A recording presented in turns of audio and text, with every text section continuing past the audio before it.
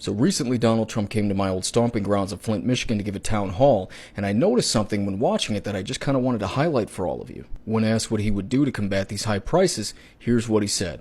How are you going to bring down the cost of food and groceries?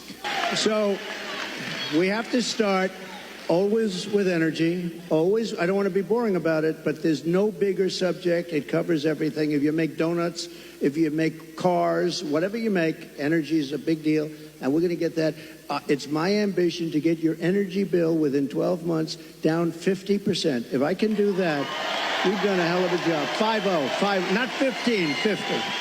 Interest rates are going to follow, and actually they're going to follow for another reason. The economy is now not good.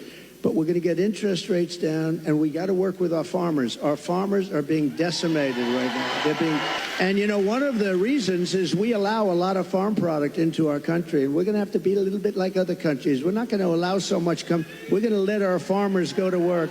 So now that we've heard from Trump, let's see what Kamala has to say, and then we'll compare and contrast. I wonder if we can drill down on that a little bit. When we talk about bringing down prices, what are one or two specific things you have in mind for that? Well, I'll start with this. I grew up a middle-class kid.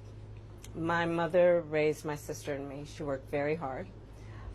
She was able to finally save up enough money to buy our first house when I was a teenager. I grew up in a community of hardworking people, you know, construction workers and nurses and teachers. And I try to explain to some people who may not have had the same experience, you know, but a lot of people will relate to this. You know, I grew up in a neighborhood of folks who were very proud of their lawn, you know, and I was raised to believe and to know that all people deserve dignity. There you go. I mean, the choice is very clear. It's Kamala all the way, right? I mean, because when asked how she's going to bring down these high prices, I mean, the answer could not have been any better. I was a middle-class girl, and we had people who cared about their lawns.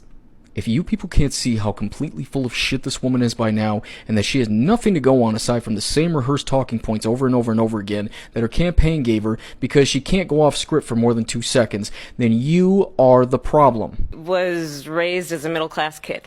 I grew up a middle-class kid.